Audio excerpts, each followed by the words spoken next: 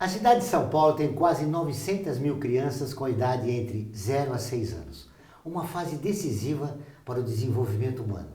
A falta de vínculos afetivos estáveis, de um ambiente seguro e de nutrição adequada na primeira infância, pode gerar efeitos devastadores, com reflexos por toda a vida.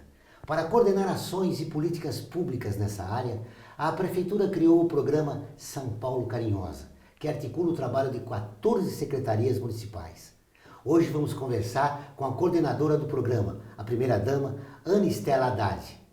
Está no ar o Observatório do Terceiro Setor, o olhar da cidadania.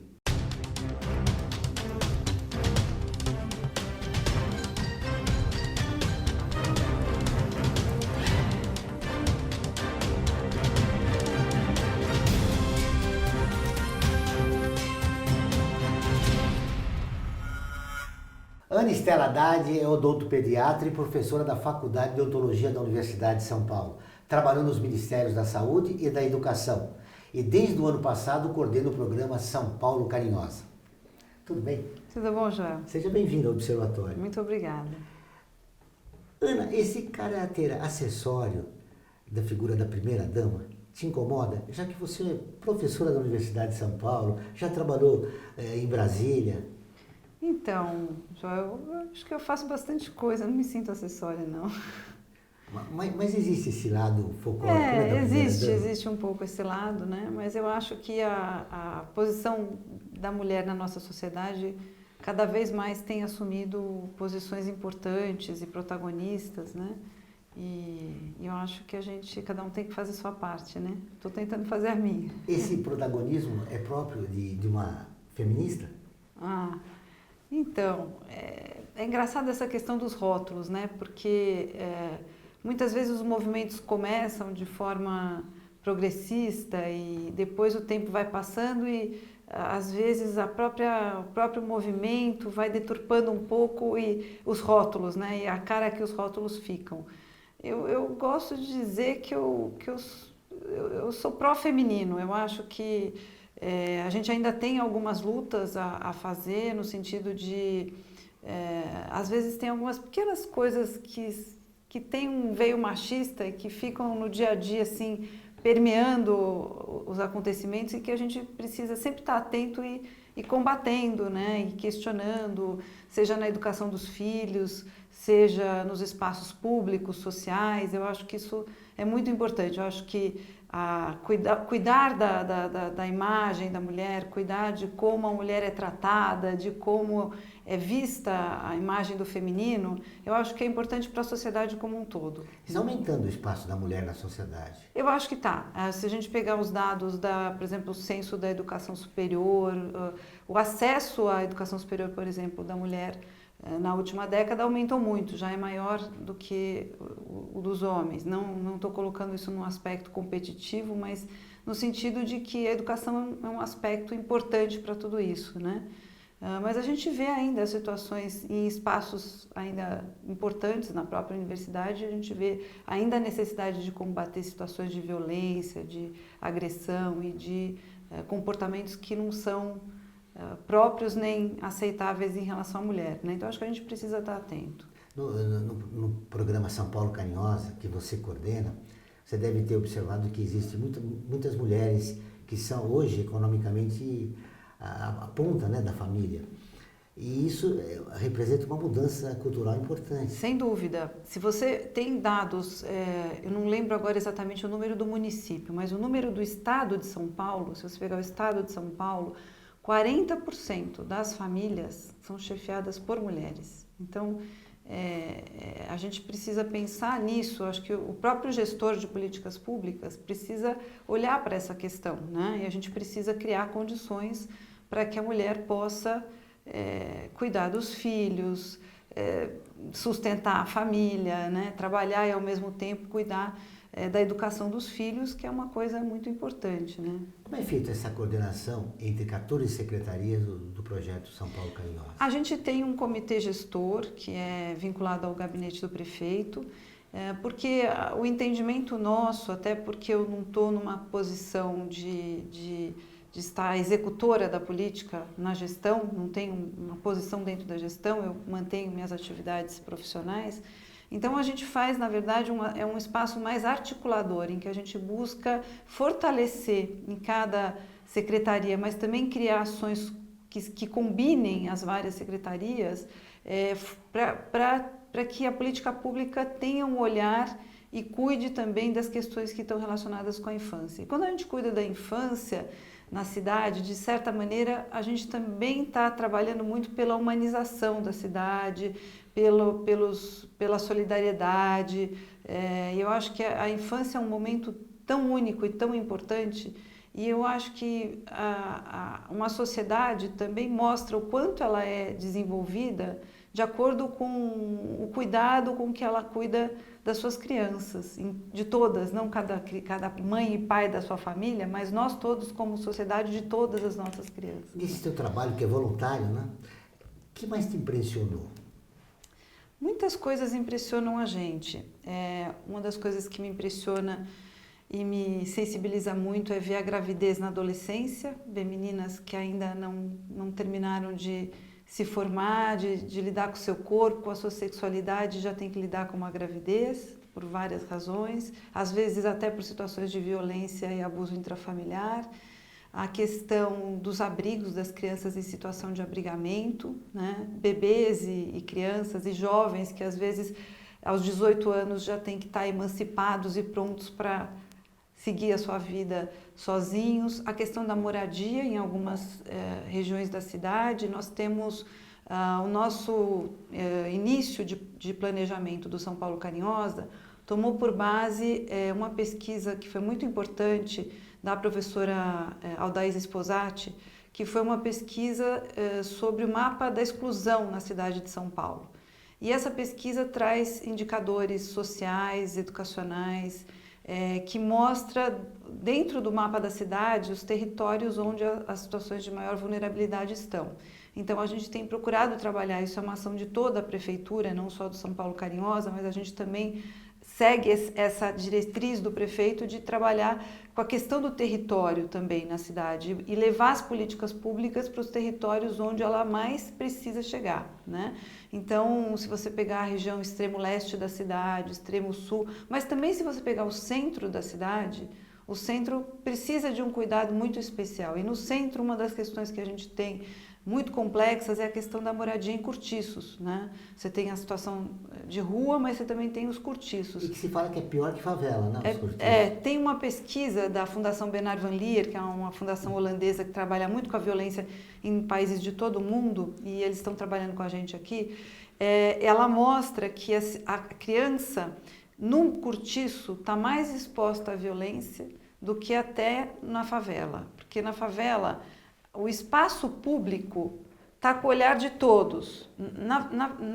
No cortiço, você tem um espaço que é privado do olhar público, mas que tem um aglomerado muito grande de pessoas, você tem perda de privacidade, você não tem espaço para a criança ficar, brincar. Então, muitas vezes ela sofre e não tem a privacidade. Às vezes você tem 30 pessoas usando o mesmo banheiro. Nossa, é uma loucura. No próximo bloco, vamos continuar a entrevista com Ana Estela Haddad, do programa São Paulo Carinhosa. Voltamos dentro de instantes.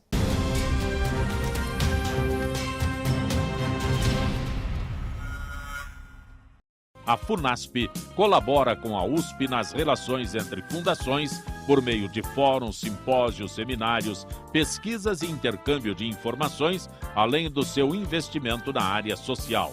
Para melhores informações, entre no nosso site www.funasp.org.br. FUNASP, um marco entre o universo acadêmico e a sociedade. A vida nos traz muitas conquistas, mostrando que todo conhecimento e esforço compensaram. Em cada detalhe, cada emoção. Felicidade para mim é conhecer a beleza das paisagens do mundo, e a FIA foi fundamental para essas conquistas.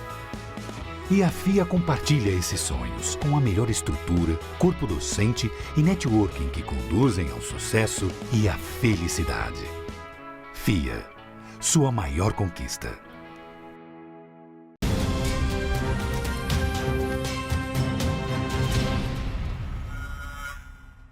Estamos de volta com o Observatório do Terceiro Setor, o olhar da cidadania. Hoje conversamos sobre o programa São Paulo Carinhosa com a primeira-dama da cidade, Ana Estela Haddad. Ana, como funciona o São Paulo Carinhosa na prática? A gente vai procurando observar e trabalhar com o próprio programa de governo e as ações que o governo municipal vem desenvolvendo e identificar nessas ações como que a gente pode estar cuidando e para que essa questão da infância, do núcleo familiar possa estar apoiada. Vou dar alguns exemplos. Por exemplo, eu falei aqui dos cortiços. Então, nós temos uma ação que envolve a Secretaria Municipal de Habitação, a Subprefeitura da Sé e as Secretarias Sociais, Educação, Saúde, Assistência Social. E a gente começou um trabalho identificando os cortiços que têm mais famílias com crianças. Fomos a essas famílias, começamos a pesquisar se todas as crianças estavam na escola, se todas tinham atendimento de saúde.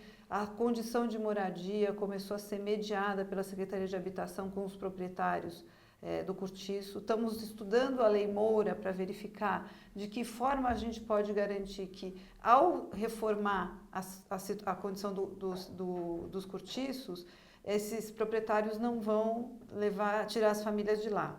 Conseguimos, com a Secretaria Municipal de Habitação, sensibilizar o Conselho Municipal de Habitação, que estabeleceu uma resolução priorizando nos programas de habitação as famílias que estão em situação de cortiço e que têm crianças também. Então, foi uma mudança na legislação para garantir que você priorize, né, as crianças que estão famílias que têm crianças nessa situação. Com a Secretaria, outra ação, com a Secretaria de Educação e Assistência Social, nós temos as famílias em maior vulnerabilidade, que são de famílias mais pobres, e que, em geral, são famílias que também têm menos escolaridade. Então, a gente sabe que essas famílias estão em menos condição de dar todo o estímulo que a criança precisa ter desde o nascimento. Ela vai dar amor, isso é muito importante, mas junto com isso, às vezes a situação de vulnerabilidade torna esse processo de criar o vínculo mais complexo para essa família. Então, a gente tem uma fila cronológica por ordem de chegada para a creche. Então, nós criamos essa Secretaria de Educação, junto com a Assistência Social, tem uma portaria que estabelece uma prioridade na fila para as crianças que são de famílias que têm maior vulnerabilidade social. Né? Então, isso é importante para que você corrija esse começo desigual que essas crianças têm. Né? Para falar da fila, nós temos, relativamente recente no Brasil, o financiamento garantido para a educação infantil. Né? Antes dessa década do governo do presidente Lula, nós não tínhamos o financiamento garantido para a educação infantil, era só o fundamental, era o Fundef. Então, foi uma emenda constitucional que criou o Fundeb, garantindo o financiamento para a educação infantil e para o ensino médio. Isso é muito importante para garantir o direito e o acesso, porque se não tem financiamento, você não tem como garantir. Então, isso é de 2008, 2009, né? Os indicadores de qualidade da educação infantil também foram criados, porque não adianta você expandir e não fazer uma expansão com qualidade. Os professores precisam estar bem formados, o espaço precisa ter uma ambiência para atender bem a essas crianças, né? Não é um espaço, não é mais aquele conceito antigamente que se tinha de creche, de deixar as crianças, não, é uma etapa educacional. Faz parte da educação da criança, então precisa ser bem cuidado. Então, é relativamente recente, né? Se a gente for pensar em universalizar num município que tem quase 1 milhão de crianças de 0 a 5 anos. Né? Nós já está praticamente universalizado a faixa etária de 4 e 5 anos de idade. O que a gente não universalizou ainda é o 0 a 3. O 0 a 3, os primeiros 6 meses é muito importante que o bebê fique com a mãe. Né? Então, existe uma lei que garante 120 dias de licença maternidade e nem todas as empresas ainda estão cumprindo. É muito importante, porque o aleitamento materno para toda a saúde física, psicológica, para tudo que você pensar, o aleitamento materno é fundamental. Então, os primeiros 6 meses é muito importante que a criança esteja com a mãe. E se a mãe for trabalhar, que a empresa tenha um espaço, né?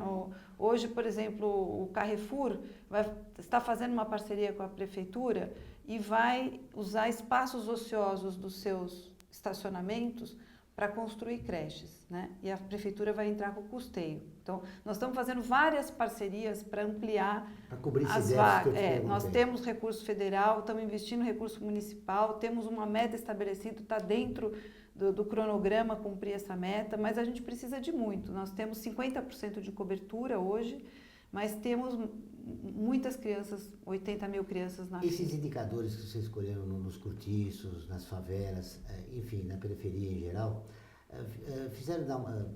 ajudaram a dar uma outra dimensão no projeto? Teve que mudar alguma coisa? Ou vocês acham que estão no Olha, caminho certo? eu acho que olhar para os números e para esses indicadores de educação, saúde, assistência social foi fundamental para a gente poder planejar aonde a gente tinha que atuar mais na cidade, né? Então, vou citar um exemplo. Uma preocupação da gente que é a gravidez na adolescência, porque é ruim para adolescente e é difícil para o bebê. E essa adolescente, em geral, ela está fora da escola quando engravida, ou engravida, sai da escola e não volta para a escola.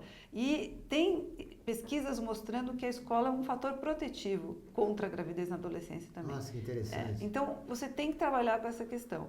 Então, a CEINFO, que é um órgão da Secretaria Municipal de Saúde, tem um boletim informativo que ela fez uma pesquisa muito boa sobre a gravidez na adolescência na cidade.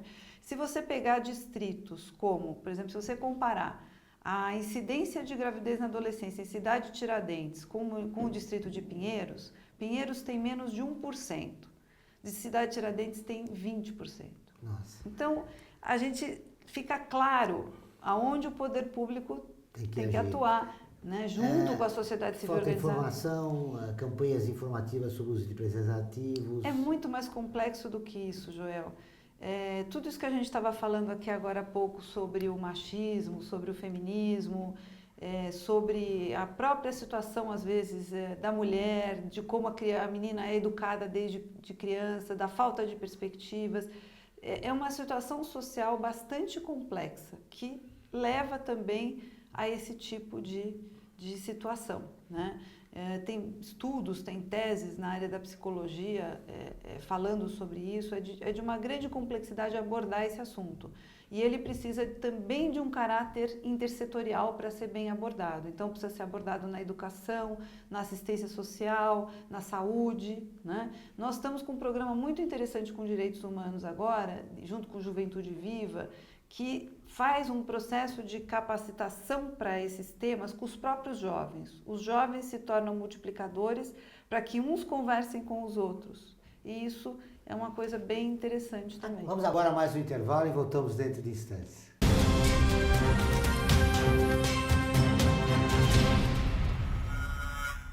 A FUNASP colabora com a USP nas relações entre fundações por meio de fóruns, simpósios, seminários, pesquisas e intercâmbio de informações, além do seu investimento na área social.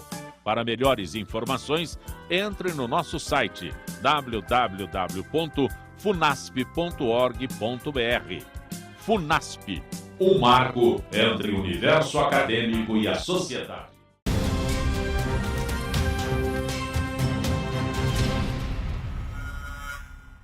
Chegamos ao último bloco do Observatório do Terceiro Setor, o Olhar da Cidadania. Nossa convidada é Ana Estela Haddad, coordenadora do programa São Paulo Carinhosa. Ana, você no bloco anterior falou das carências que existem em várias regiões da cidade e citou o centro. Lá é desenvolvido o programa Braços Abertos da Prefeitura, exatamente na Cracolândia. Exato. O programa de Braços Abertos, ele tem sido uma referência importante internacionalmente. Nós já tivemos um professor importante dos Estados Unidos, tivemos outros países, o próprio Ministério da Saúde que veio visitar a iniciativa, e ele rompe paradigmas, né? Porque ele passa a tratar a questão O das dependente drogas, como o cidadão, dependente, né? exatamente. E acaba Dentro com o os seus- preconceito. Isso, dentro da sua problemática, como um cidadão de direitos, né? E trabalha com a política de redução de danos. E na São Paulo Carinhosa a gente também está atuando, por isso que eu disse que a gente vem com o programa junto com o que a prefeitura está fazendo e traz essa questão, porque você tem famílias lá, você tem mulheres grávidas, você tem crianças que estão morando com as suas famílias em situações muito difíceis. Então, por exemplo, nós começamos uma iniciativa nas férias, porque as crianças não estavam indo para a escola e ficavam muito tempo naquele ambiente. Então, nós começamos um trabalho junto com a Secretaria de Cultura, Assistência Social, de programação cultural. E fizemos com que as crianças fossem juntos com as suas famílias para a programação cultural. Então, foram ao pátio do colégio, conhecer a história da cidade, foram a exposições, estava tendo a exposição da Mafalda, foram à exposição da Mafalda, foram ao CEL, ao Centro Educacional Integrado, Unificado, onde foram para a piscina, tiveram... E sempre com as famílias. E tem muitas histórias, tem 500 pessoas que estão empregadas com carteira assinada já e que não estavam.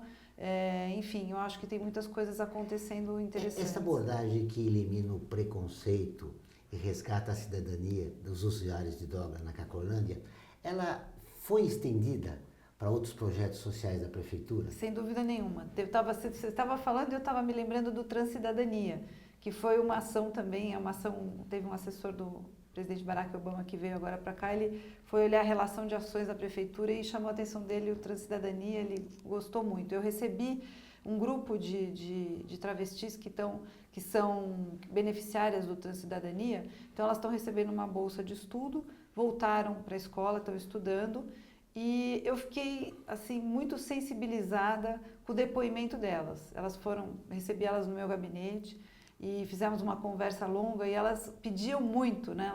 Elas diziam muito, por favor, não interrompam essa ação, porque é uma chance muito importante que a gente está tendo de ser tratado de uma forma e poder sair dessa situação que a gente muitas vezes vive de exclusão, né? Então é a questão de não deixar ninguém para trás. E elas muitas vezes saíram da escola muito cedo, porque muito cedo já sofreram bullying, já foram discriminadas e não suportaram aquela situação. E isso vai levando elas a uma situação de exclusão social ainda maior, né? Porque aí não estudou, não tem um trabalho, ou num processo seletivo de emprego vai ser rejeitada, né? Então a gente precisa aprender na sociedade a lidar com a diversidade, né? Então humanizar também e a diversidade, ela é positiva, a gente precisa aprender a conviver melhor com ela. Eu queria voltar ao assunto que você citou no bloco anterior, o mapa da exclusão, esse estudo que norteou o programa São Paulo Carinhosa. Quais as principais regiões que esse estudo mapeou e que vocês estão atuando? A gente está no extremo leste da cidade, Guaianazes, cidade de Tiradentes. Estamos no extremo sul, Grajaú, principalmente Grajaú, ali no Cidade Ademar. No norte, Brasilândia. Zona e o norte centro. da cidade. No norte a gente tem Brasilândia. São os extremos da cidade, né? São as regiões mais extremas da cidade. O próprio programa de visitas domiciliares que a gente está planejando e começando a implementar agora com a Secretaria Municipal de Saúde e o Ministério da Saúde, trabalha justamente nesses territórios de maior vulnerabilidade, escolhendo as famílias, mães de primeira viagem, mães que não têm o companheiro, que são gestação na adolescência. Então, são situações de vida que fazem com que, às vezes, a mãe tem que se preocupar com tantas coisas em volta que são difíceis, que ela não pode se dedicar integralmente ou da melhor forma, de maneira satisfatória, para fazer um bom vínculo com o seu filho, com o seu bebê. Então, o programa de visita domiciliar tem essa função, né? Fazer a equipe de saúde da família, junto com o agente comunitário de saúde, mas também com o enfermeiro e com a equipe toda, com o suporte da equipe, que durante a visita você possa resgatar na família esse empoderamento, essa capacidade e a importância que tem, né? Conseguir fazer um bom vínculo afetivo no dia a dia, seja na hora de alimentar a criança, seja na hora de brincar, seja podendo ficar pouco tempo, usar bem esse tempo para para ter um bom vínculo afetivo, isso é muito importante. Como você vê com essa experiência de 2 anos, né, que seu marido, 2 anos e pouco, ele é prefeito de cidade, que um programa não deve ser um programa de governo, mas sim de Estado. Essa experiência revela que é necessário? Sem dúvida. Eu acho que é muito importante que a gente, quando está formulando e implementando a política pública, não deixe de trabalhar em parceria com a sociedade civil organizada, com a participação da sociedade. Por exemplo, no caso da criança, a gente tem o Conselho Municipal da Criança e do Adolescente, que é um órgão de controle social com a participação da sociedade civil organizada. E a gente trabalha, só para citar o exemplo, com várias, por exemplo, tem uma organização, uma ONG, uma organização não governamental, que no Cortiço está trabalhando com a gente com a escuta das crianças. Tem a Fundação Maria Cecília Souto Vidigal, que também é sociedade civil organizada e trabalha com a primeira infância, que é parceira, então, que faz muitas ações nessa área. Então, a gente, quando está implementando a política, deve procurar as parcerias, né? Fazer junto com a sociedade civil organizada e fazer um movimento para que aquilo seja incorporado, né, pela sociedade como um valor. Quando a gente conseguiu isso, aí eu acho que a política pública cumpriu a sua função, a sua missão, né? Fechando nosso programa, muito obrigado pela sua presença novamente. Nesse período que você é primeira-dama, qual foi a sua grande decepção? Uma grande decepção é quando a gente vê que há gestores públicos que estão comprometidos com o que estão fazendo. Eu acho que estar na gestão pública e na missão pública exige da gente sempre um sacrifício pessoal, né? Todo mundo que está na gestão pública faz um sacrifício pessoal, como em todas as áreas. Eu acho que existe sempre bons e maus profissionais. A questão ética é uma questão de foro íntimo de cada pessoa, como cada pessoa lida com isso. E quando a gente vê espaços, pessoas, meios de comunicação generalizando, às vezes, para todos aquilo que às vezes está errado em algumas situações, acho que isso dá uma grande decepção na gente. O Observatório do Terceiro Setor desta semana termina aqui. Para rever esse e outros programas, acompanhar nosso programa de rádio, notícias, comentários dos colunistas, acesse o portal observatório3setor.com.br ou nossa página no Facebook. Participe do Observatório do Terceiro Setor na construção de uma sociedade mais justa, solidária e sustentável. Até o próximo programa.